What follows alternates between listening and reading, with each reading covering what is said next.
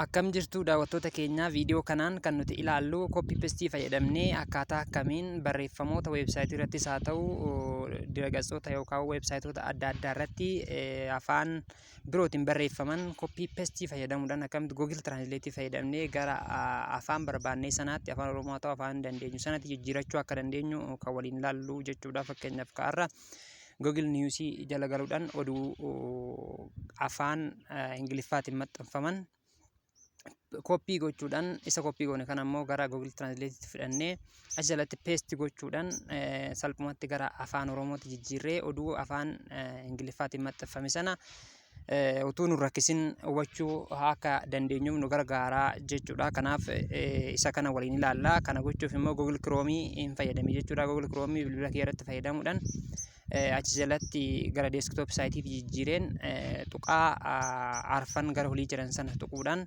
Google News kan jedhu gaafa dhufu isa tuqxoo jechuudha. Achi jalatti new oduuwwan garaagaraa kun akkaataa kanatti nuuf ba'u jechuudha. Oduulee nuuf ba'an kana walitti qindeessu isaan kana keessaa filannee artikelii tokko irratti tuqnaa jechuudha. Artikelii sana bal'inaan akka oduu san nuuf fiduuf ni tuqnaa jechuudha. Gaafa artikelii kana keessaa oloofne artikeliiwwan oduuwwan hedduu kan sa'a tokkoon dura maxxanfaman kan guyyaa tokkoon dura guyyaa lamaan dura maxxanfaman nu ba'a jechuudha. Akkaataa kanatti saniif isaan kana keessaa amma tokko isaa filadheen irratti tuqaa jechuudha. Isa kana filadheen gaafan bal'ina isaa ilaalu akkaataa kanatti nuuf fidaa jechuudha barreeffamaanii.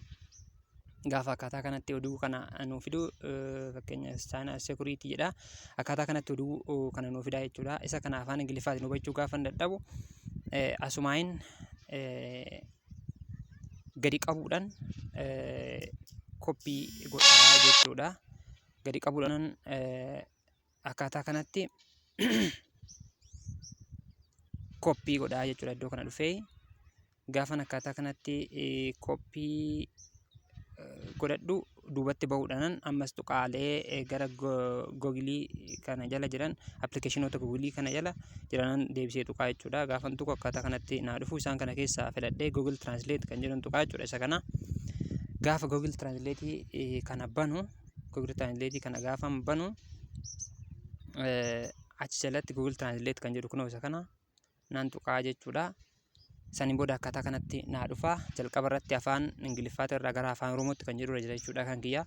Inni kun yoo akkaataa kanatti jiraachuu baate jalqaba irratti afaan irra jijjiiruu barbaadan sana gashitu taasisanii afaan itti jijjiiruu barbaadan sana gashitu jechuudha. Isa lammaffaa irratti kun afaan kompiitaraayizii ta'anii Google irra jiran Google irratti afaanonni hojjetan ni jiru jechuudha. Hundi isaanii akkanatti addunyaa kanarraa saniif afaanota kana keessaa filachuudhaan afaan tokkorra kaawwannaa jechuudha. Afaan irraa jijjiiruu barbaanne sanis jalqabaati irratti afaan itti jijjiiruu barbaanne sun immoo iddoo isa lammataa sana irratti guunnaa jechuudha.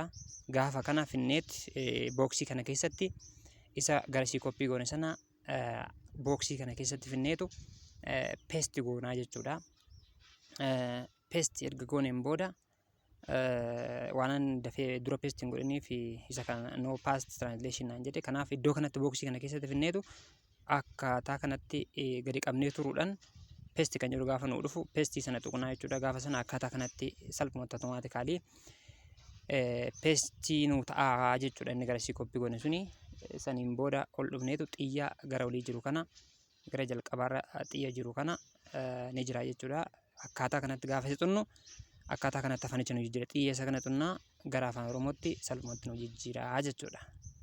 Kunuun jijjiireera jechuudha. Odeeffannoo isa dura koppii goone sana automaatikaalii sekendii keessatti na jijjiira jechuudha. Chaayinaan dhoksaan gara yaalii yuunikaaraatti aanutti hojjechaa jirti kan jedhudha. Odeeffannoon saniif akkaataa kanatti gaayis salphumatti afaan barbaannerraa afaanota Google irratti hojjetan hundarraa'u gara afaan hubannuutti afaan Oromoo dabalatee afaan hubannuutti salphumatti koppii paste qofa fayyadamuudhaan jijjiirannee akkaataa kanatti odeeffannoo Google irratti maxxanfaman haa ta'u weebsaayitoota garaagaraa irratti maxxanfaman afaanota sirriitti nu hubanneen maxxanfaman salphumatti koppii pasteedhaan hubachuu ni dandeenya jechuudha.